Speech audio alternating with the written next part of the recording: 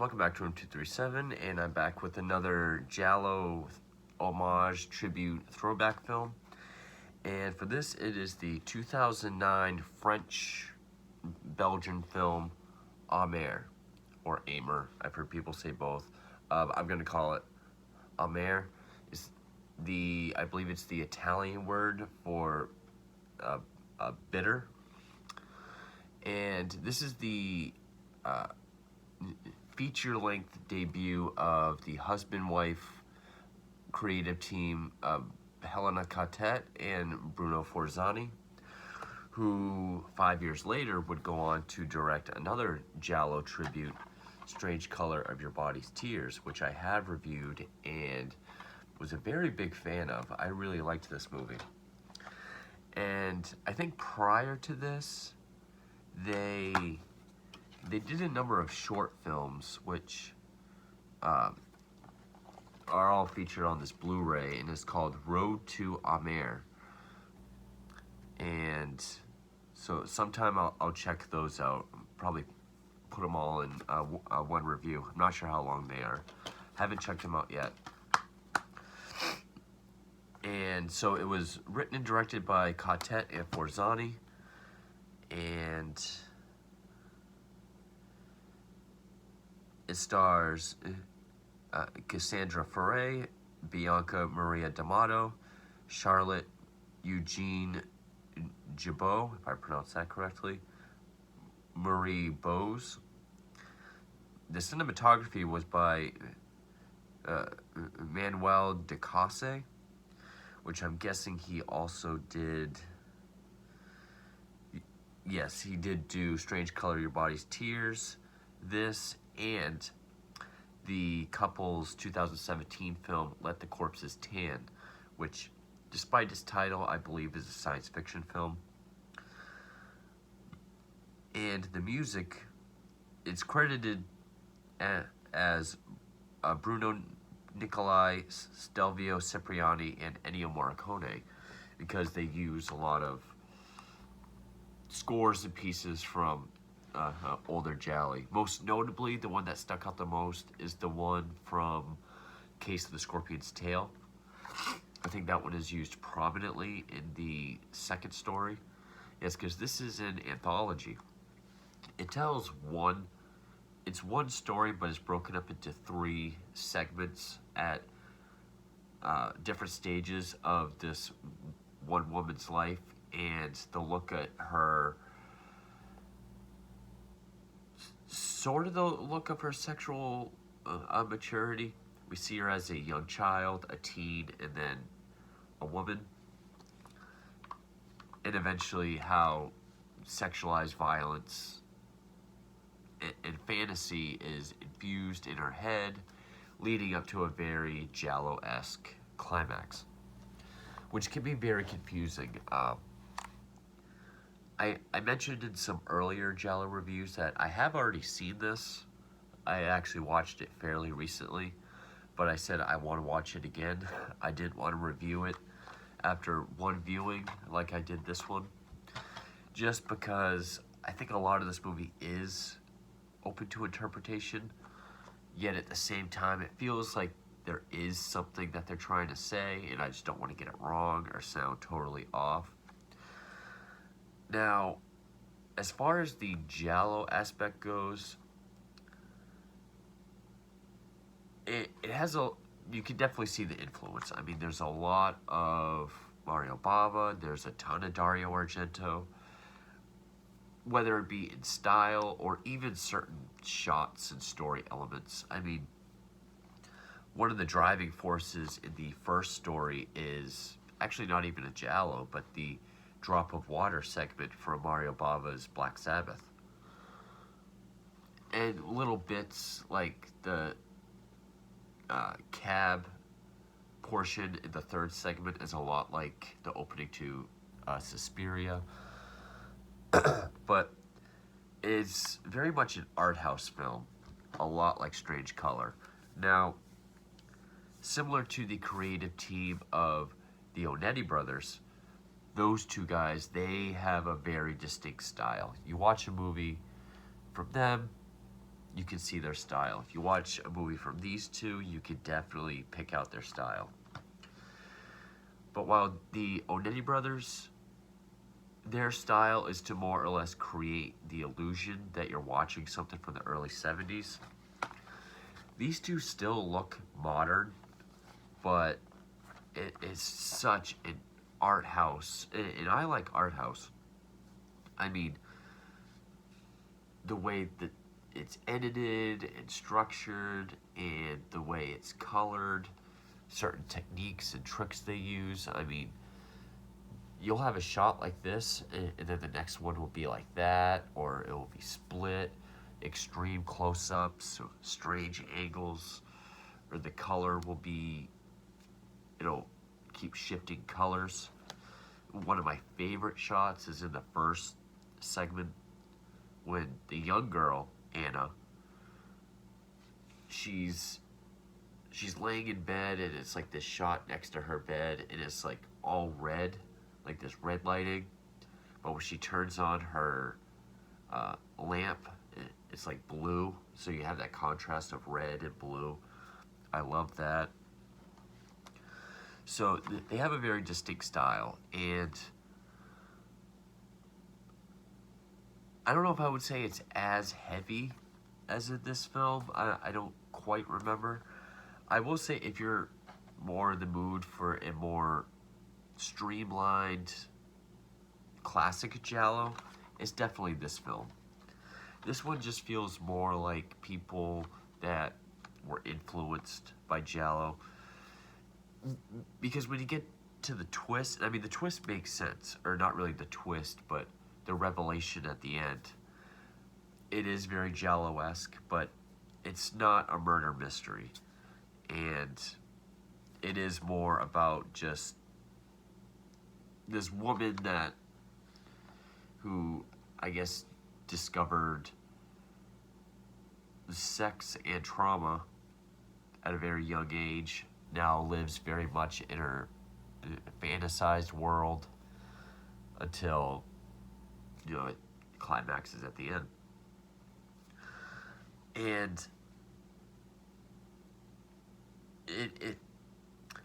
I have heard it broken down, and it does make sense that it deals with eyes, because segment 1 is Anna the voyeur, because she does look through a lot of keyholes and watches people in her house and snoops around. 2, when she's a teen, she's the watched. She's reaching sexual maturity, and she kind of like, it seems like she doesn't, but at the same time she's kind of intrigued by it, just everyone watching and looking at her. And then 3 is when she kind of looks at herself, or looks within herself. That makes sense to me. So the first story, and this is in its native French language, but if you're not a big fan of subtitles, and this is probably my favorite thing about this film, there's probably 10, if that, 10 lines of dialogue in this entire movie. It's almost a silent film. It's all visual storytelling, and it's done extremely well. That's got to be the biggest pro that I can give this movie. Is I really like visual storytelling. That's why I love movies, not so much silent films, because they'll still have the title cards with dialogue, but movies like Begotten, where it's no dialogue, all just visuals. There's a movie from the 50s called Dementia, not Dementia 13, but Dementia, where there's no dialogue. Or movies with very little, like Eraserhead. I love stuff like that. So I put this in that category. And it does feel like 3 unconnected short films. And I would say, in that respect, the first one is the best. Or the first one is still my favorite. Just, it does such a good job at its visual storytelling, really pulling you in. It's the creepiest. It does have some genuinely creepy moments. Two, you can tell what they're doing is not entirely it. Well, it's still interesting, but it's not the most interesting. Three is when it gets really confusing, but it's still very well done. So the first story, we have young Anna, probably between 6 and 8, and she lives in this huge villa in where was it? I can't remember exactly. French Riviera. And she watches her parents. She watches through keyholes. And her parents, her mom's pissed at, I'm guessing it's her grandmother and or nanny, but there's this elderly woman with this black veil. The mom finds dead birds and thinks that she's been doing it. But and also the mom is kind of antagonistic towards Anna. I mean, in the first story, always telling her to shoo and go away. And by the second story, she seems to be very jealous of her beauty, and kind of resentful. I don't know if that's what they were going for, but I know that's a common interpretation. That's what I took from it. And so Anna just wanders around the house, goes in this one room where she finds her dead grandfather, who, I mean, he's in a suit, he's laying there, he's got these long fingernails, and he's clasping a pocket watch, which she takes from him, and it's lit this dark green, which the atmosphere with the lighting in this movie is very well done too. And this is where it's kind of like the Drop of Water segment in Black Sabbath. Because after she takes the pocket watch, that's when she kind of has all these nightmarish visions that deals with... Because after she takes it, the woman in black comes up behind her, grabs her, and she's able to get away. But when she gets away, she runs into her parents' room, stumbles on them having sex. And I love the way it kind of, because it shows up close of her eye, like getting wide, but then it's like a cracked mirror, like 3 different ways. The sound design is excellent. It makes like this glass cracking sound, kind of showing that's like her psyche is splitting almost. And then we get, the parents having sex in all these different angles and colors, which the profile shot of the mother laying down, kind of like raising her chin, comes up a few different times in the film, even once of Anna in that same position. But then she goes back to her room and she has these either nightmares or scary fantasies that aren't really happening, like the elderly woman watching her through her keyhole. We just see her eye, which that's creepy. And even the pocket watch kind of falling on the floor and tying itself around the bedpost and wrapping around her ankle, with the grandfather's hand coming out from under the bed trying to grab her. There is this one weird scene where it's around that time where it's like water's dripping on her and she looks up and it's almost like she's looking up at like a waterbed, like if the ceiling wasn't there, the floor, not like the underside of a waterbed, almost like her parents are having sex on that. It makes like this weird fish flopping sound. There's also scenes with like broken glass, like she's hiding in her parents' room under the bed and there's all this like broken glass underneath and she's on it, is kind of cutting her a little bit. That I think is real. But at the end of all that, she wakes up on the floor, and her mother takes the pocket watch from her. Her mother never smiles at her at all. So then the second story is her as a teen. It is literally just her and her mother walking from the villa downtown to a beauty shop so her mother can get her hair dyed. And I believe it's the music from Case of the Scorpion's Tail. And it's kind of showing how she's aware of, her beauty and her sexuality, her sexual maturity. People keep watching her, looking at her. We can see that her mother also notices that she's getting more looks. There's even a part like where the mother undoes her top button. She keeps looking over at her, looking at other people. She undoes the top button, keeps giving her glares.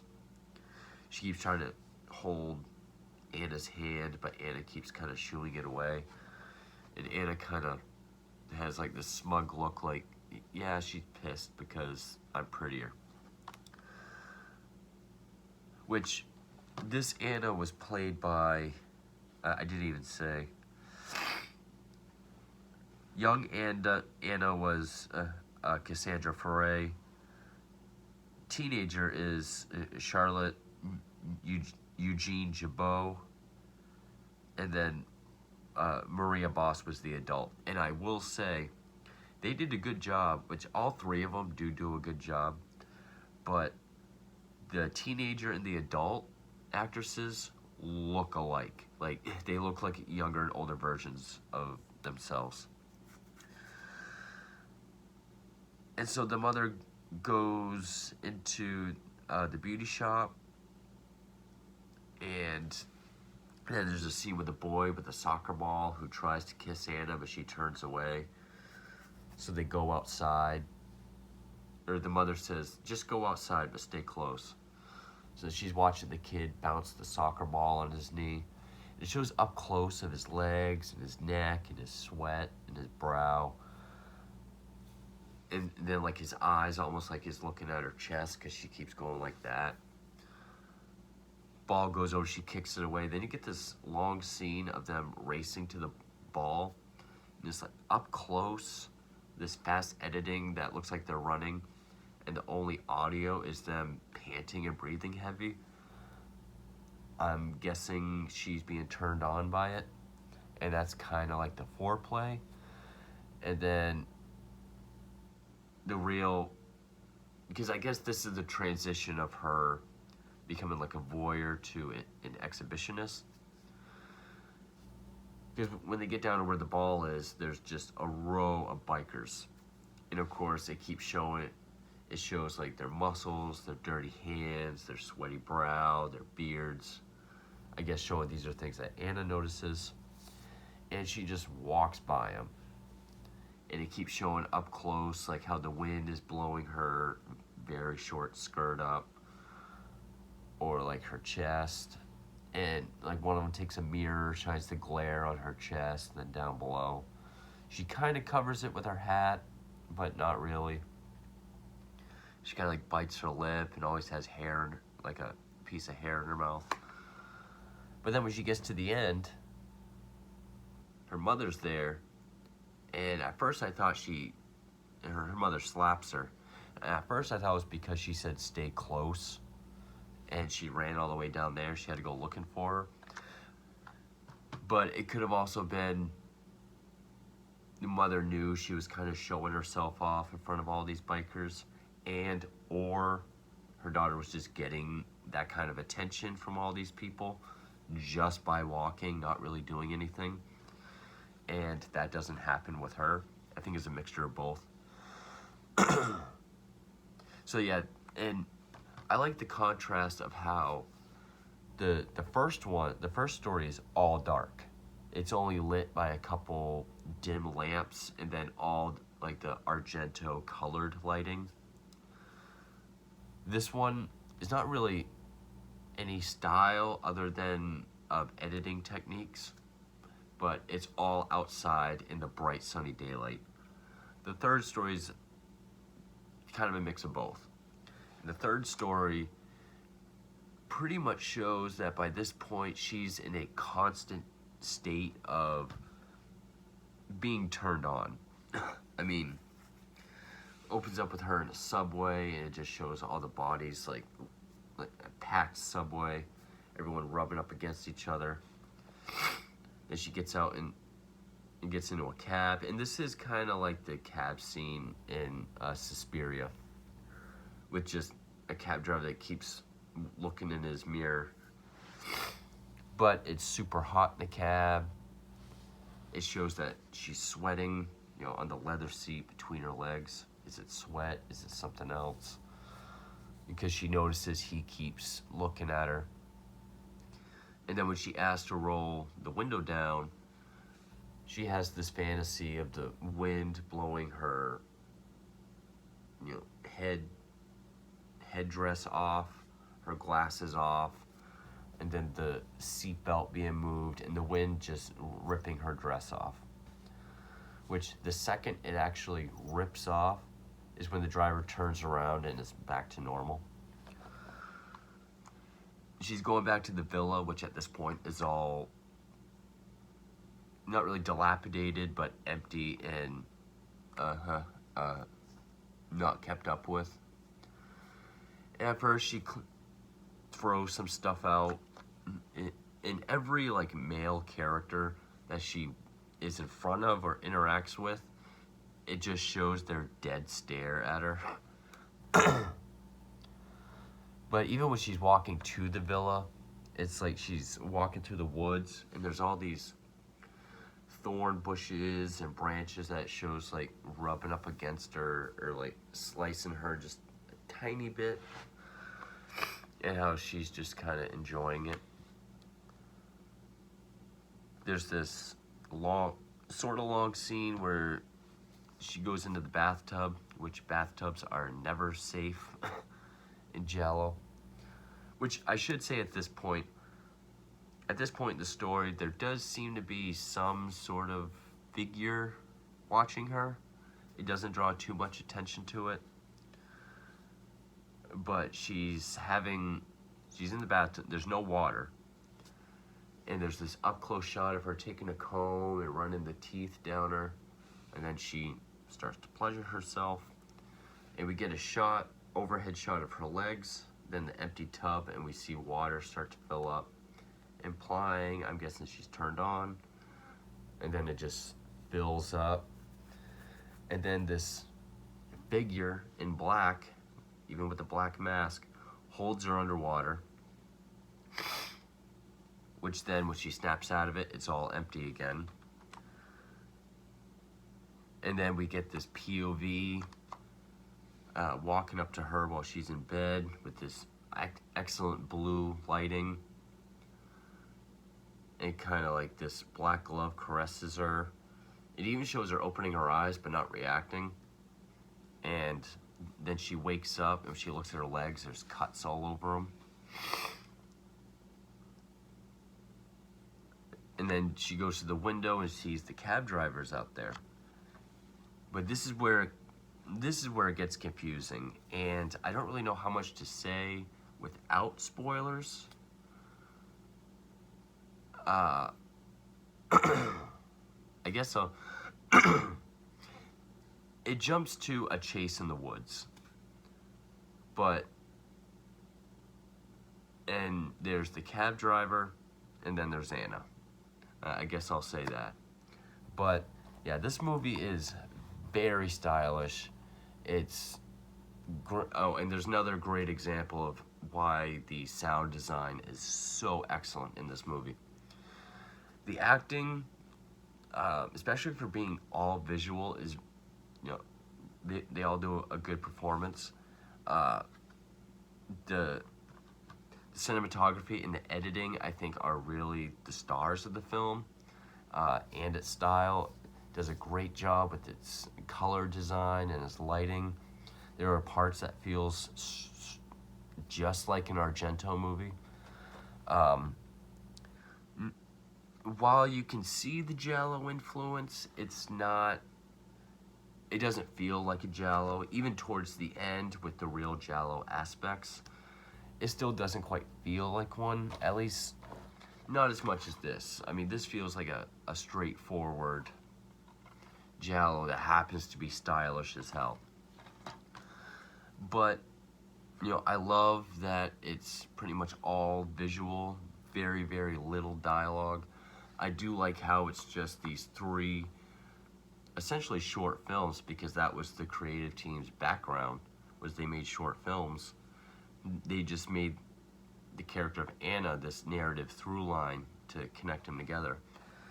So if you are a fan of Giallo or foreign films, definitely check it out. It's definitely very interesting. It's great to look at.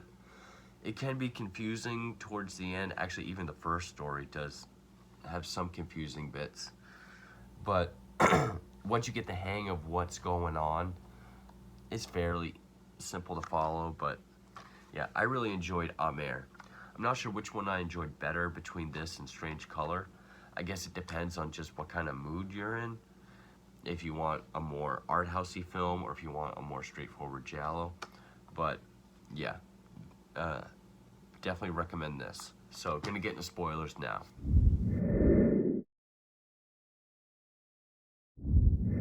So even though there's this chase out in the woods by the villa at night with this great blue lighting, eventually it shows, which we see that the cab driver has a switchblade, and we see up close shots of Anna's skin and her teeth like clasping a straight razor. And this is why the sound design, when it shows that straight razor in between her teeth, it's dead silent. You just hear that screeching of her teeth gliding across that steel.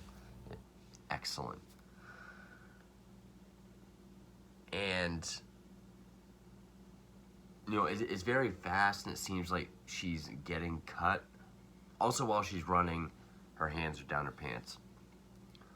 But then it seems like the cab driver is watching this, and he comes up, and so it seems like Anna's doing it to herself. But it looks like she's in the bathroom, but he's watching from outside, which is a very, I can't remember the term, but it's like these contradicting shots of interior and exterior. And like when he grabs her hand to stop her, she screams like it's jolting her out of her fantasy. And then I think he gets stabbed, but then we just see him like slide across the bathroom floor. And then that's where we are in reality. And then, not an Italian film, but it reminded me more of Audition. The way she just like straddles him on top of his chest. Oh, because she also slices his hand when he goes to stop her. And it's just these up close shots of her, like very up close, running the straight razor like down his lips and across, and almost like down his eye, and like pushing down on the cut on his hand, and like across his teeth. And sound design here too, like it sounds like cutting meat. Pretty, it's not the bloodiest or the goriest thing I've ever seen, but just the way it's done, it is enough to kind of make you go, oof. And so then that's when she wakes up on the bathroom floor. Again, great blue lighting. And she sees the pool of blood. I'm guessing she doesn't really know what's going on. And the tub it's like one of those tubs that has like its own nook in the wall. It's like a whole like box with the tub in it. She goes up to it, and it's like she peers up. I keep my bathroom behind her, but when she looks up, she sees this imposing Giallo figure, but it looks like he's outside. So she's still within her fantasy. Like she's just so far gone inside her, inside her head of her dark, sexualized, violent, like fantasies, that it leads to yet another chase out in the woods. Actually, the same chase almost. Like she's just going through the fantasy again. Only now the killer catches up to her, but she like stabs him in the chest, which we then cut to a morgue icebox, her being pulled out, and she's got cuts on her wrist, seemingly that when she killed the killer, she killed herself. And it's also, we see her masturbating in the bathtub, but I'm guessing also when she's slicing someone up, she's doing it to herself. Hence the cuts on her legs after the bathtub scene. So when she actually killed the killer, she killed herself, which, so maybe the cab driver just bled out. But there's yet another scene right before the end where the way she's sponged down for the autopsy, the way it's done, it's like her body's in these positions that it's like she's doing it to herself erotically. Like the mortician like takes her leg, like bends it up, and it's just cut and edited fluently to make it look like she's moving and like sponging herself, and like, you know, sponges her leg, then sets her leg down flat.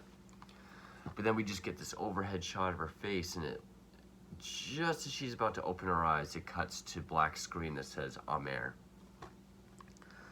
So it's like, was that another one of her fantasies? Did she actually kill herself? That's the one part I'm not entirely sure of. But, so yeah, that's why it doesn't entirely feel like a giallo, because, I mean, who knows what the cab driver was there for? If he was gonna rob, assault, or kill her, who knows? But the actual giallo threat was all in her head, and it was all herself. Sort of the embodiment of her traumatized, sexualized violence, sexually violent fantasy that by the end of the film she's constantly living in. I mean, it's like she's almost always turned on, but in her fantasies, that in her head, that's how it's played out. So, and I mean, I could go way deeper with this film. I'm not totally analyzing it. I have read a few essays on this film where people just totally go deep into it, and it all makes sense. But it really does seem like we go, not just the sexual maturity of this one person, but, you know, young voyeur, teen exhibitionist, to just full on, I don't want to say introspective, but everything has come to a head for this person, and they're just constantly living in this sexual daydream, essentially.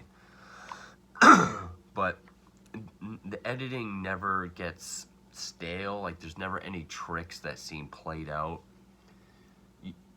And, you know, the dreams or fantasies really do feel like dreams, especially the ones from the first segment.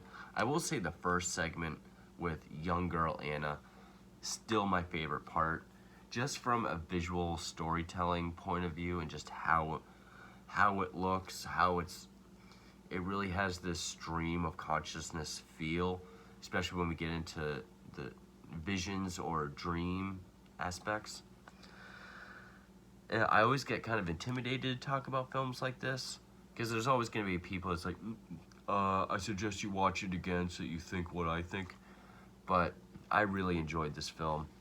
I'm a big fan of both of these, and if these are any kind of indication as to what their 6 short films are, then I'll definitely check those out, and I'm sure I'll enjoy those as well. So maybe at some point I'll check those out, or I will, maybe at some point I'll review those. But yeah, I really enjoyed Amer.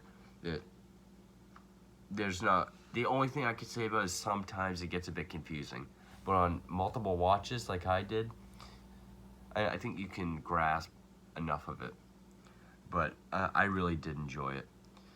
So this is the last Giallo tribute homage film that I have for right now.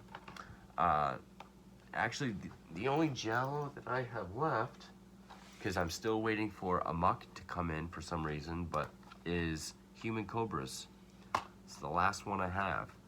And then I just have a couple random Italian films I still haven't got to. And then an assortment of other films, not Italian, that I've been wanting to get to for quite a while. But I also have the Q&A, because this is either my 1000th or 1001st video. I ended up making more videos than I thought I would. I was gonna save the Q&A for video 1000, but it didn't work out that way. But I'm still gonna wait another week and a half or so. But go to one of my more recent videos, the 2000 sub, 1000 video thank you video, and leave all your questions in those comments. In about a week and a half or so, I'll do the answer video. So be sure you go do that, and stay tuned for the last Giallo review I have, which will be 114 until Amer comes in. So stay tuned for all that, and thank you for watching.